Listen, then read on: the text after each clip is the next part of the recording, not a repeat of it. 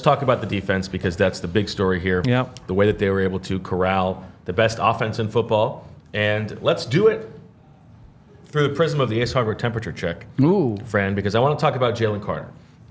So let's take a look at which player is heating up or cooling off with our Ace Hardware temperature check. Visit Ace Hardware Home Services online at www.aceHardwareHomeservices.com to get started on your next project.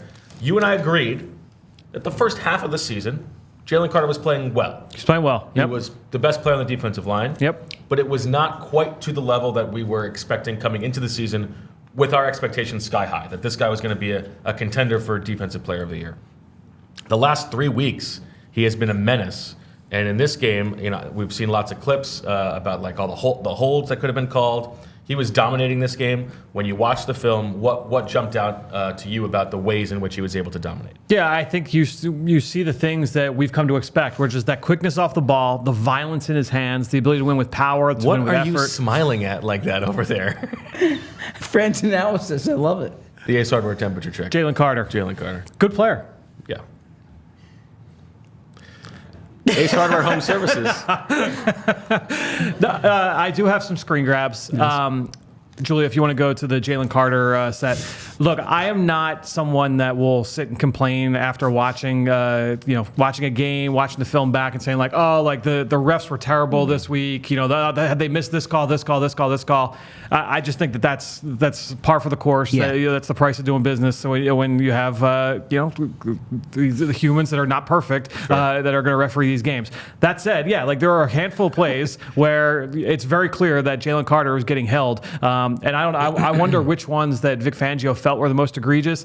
Julia, you can just kind of, I don't feel like I need to like point through each of these, but you can just kind of basically see like, all right, this one is bad. This one is bad, but they're actually, I think this is the worst one. I think the third, he is literally horizontal with the ground as the offensive lineman. I think that's the one Vic was referring to. Vic talked about him being on the ground. Yeah. So this was one where it's a pass out to the right, and Lamar Jackson, it's a completed pass, and I mean Jalen Carter got mugged at the line of scrimmage, and there were a handful where you look at now. I know there were some accounts that like posted 15 of them, whereas like they sure you could call yes, and you could point to different screen grabs and say like, oh, this looks like it's a hold. That's what it looks like in the trenches. It's just the accumulation. It's crazy that there are 15 that you could say this could be called in any play, right? And not a single one of them was called. Yeah. To me, my takeaway was.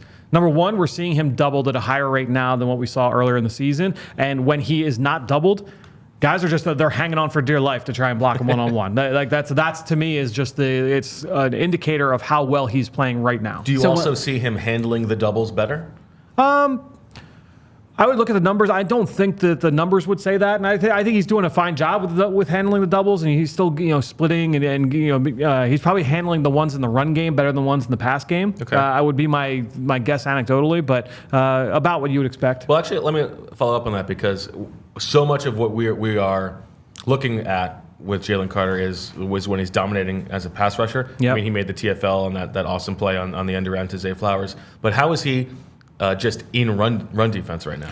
I think he's honestly, I think he's more dominant in the run game than he is as a pass rusher. The pass rush clips are awesome, but I think he's consistently dominant in the run game. And look, to me, that's what you want from these guys is to be really dominant in the run game and then show those high upside plays as getting after the quarterback. And that's kind of where he's at right now.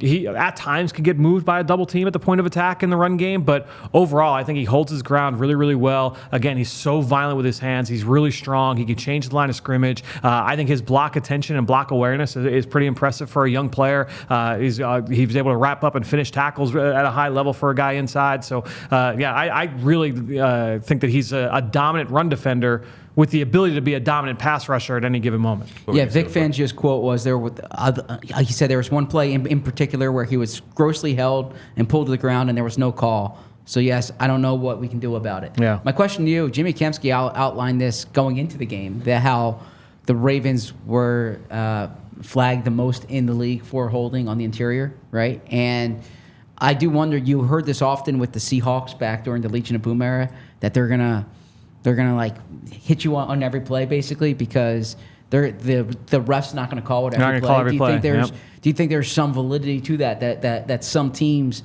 are like, you know what, let's try holding them often because they're not going to throw a flag every single time we do this? I'm sure there are some players that probably feel that way. My guess is that's probably not the edict from the coaching staff and everybody top down, but I think that there's probably a little something to it, depending on the player.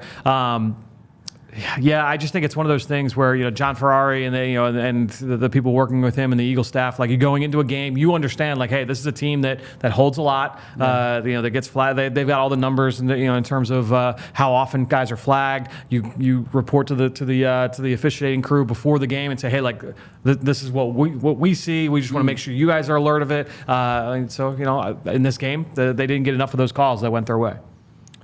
Is this like the level that you were expecting from Jalen Carter? Yeah, probably. I would say like a little bit more as a rusher, but what we've seen the last couple of weeks, I mean, that's kind of what we expected, I think, coming in. It's hard for me to. I know we keep talking about it, but the amount of snaps that he's playing. I mean, I'm not used to a defensive tackle playing this many snaps, and the fact that like this jump in dominance for him over the past 3 weeks or so has coincided with him playing like 99% of the defensive snaps is just it's bewildering. It's so impressive. I also think I thought this as I was watching the film back on Monday morning. A lot of the holding, the quote unquote holding calls, like, were late in the game. And honestly, like, when you watch Jalen Carter, he's so good through contact. As he was starting to kind of lose gas a little bit late in the game, the hold started to look a little bit more blatant because he was a little bit slower fighting through, like, me holding on to you. You know what I mean? So, like, the jersey held on a little bit longer because he was not as sudden, not as explosive getting through it. I thought that was something that showed up too. Interesting. Okay. Good breakdown. We all silly like the mayor.